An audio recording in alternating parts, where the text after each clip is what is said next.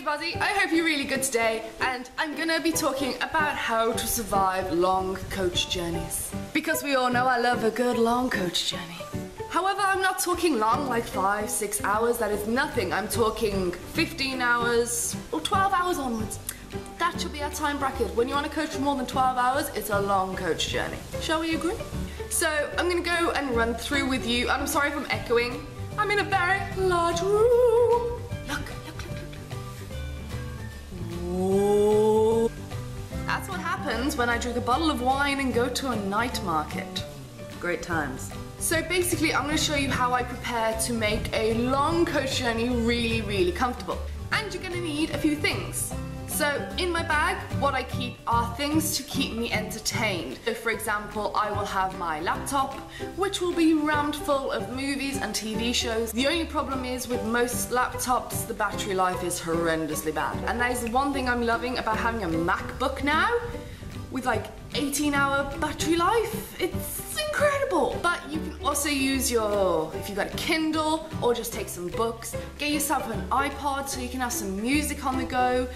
Anything you want, anything you can do, even if you're drawing or writing, something to pass the time, but load your bag full of things like that, otherwise you're gonna regret it when you're sat there on your 10th hour. Actually, you'll probably regret it after your 3rd. And you've got absolutely nothing to do. And we love multimedia and technology, so just get it all in the bag. In terms of clothing, I tend to pack something really light that I can throw on, because when they put the AC on, even if you're in a really hot country, it gets really cold at night because you're not moving and you're sat there. So I take, obviously, sarong, because we love the sarong and we know that it works very well as a blanket. But also then you can kind of choose from, okay, this lighting is horrendous.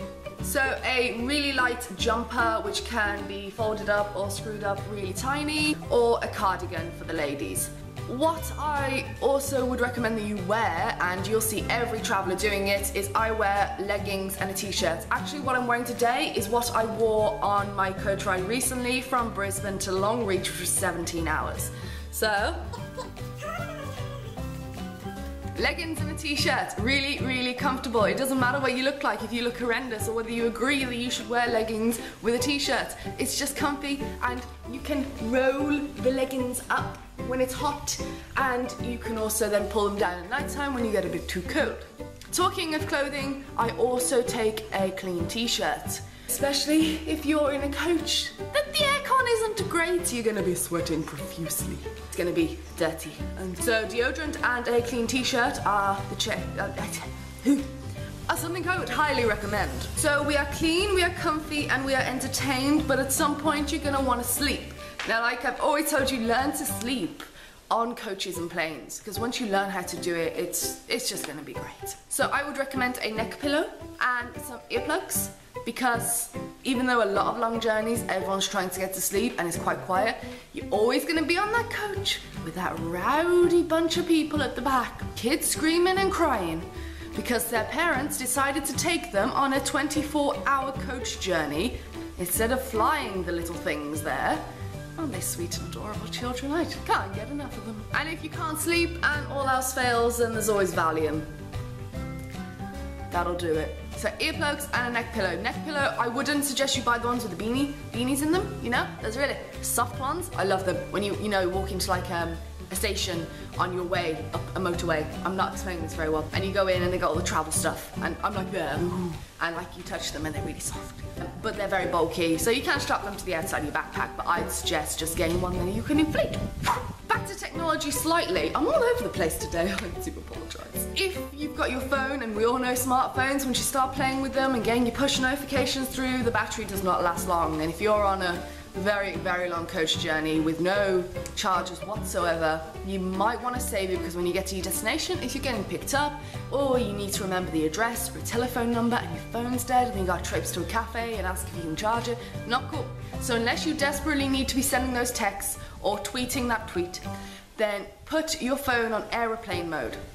I do this when I'm going on a massive trip out for like a day trip, like when I went to the Blue Mountains in Sydney.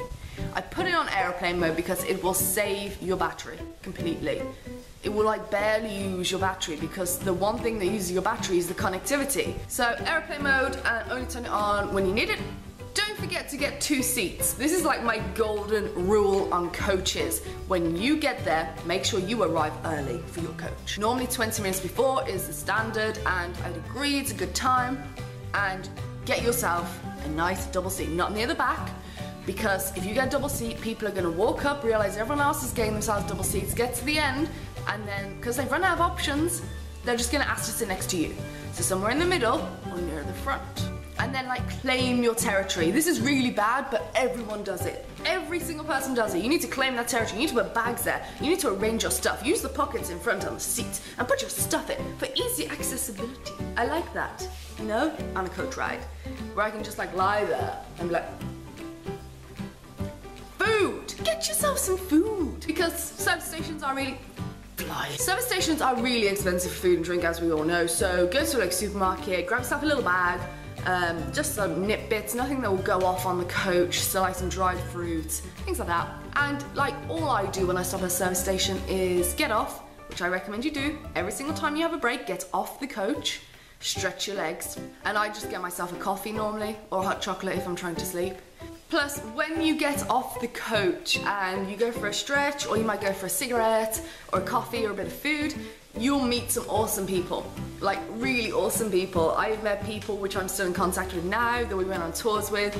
So, you know what I mean about meeting people. You're gonna meet people everywhere. So what I'm gonna do, as I realize I haven't really had a structure to this video, I am going to write a blog with a checklist of little things that I pack, which I've mentioned now, and also little hints and tips that I've still mentioned, but in a more concise way, in a way that you will understand, because no one understands me, what comes out of this hole here, and it's very upsetting.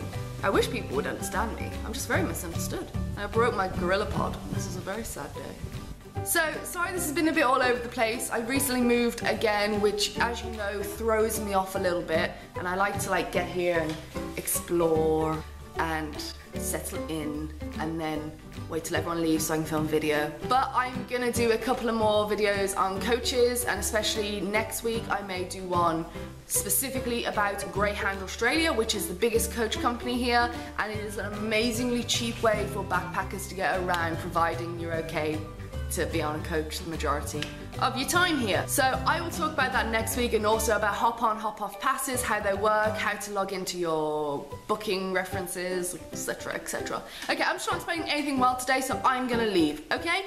Don't forget the button below, you can subscribe, it takes 2 seconds, get regular updates on all my travels, and some advice like this. Also, there is Facebook, Instagram, and Twitter, all at Psycho Traveller, but of course, links are in the down bar below, so go and check them out, and I will see you next week.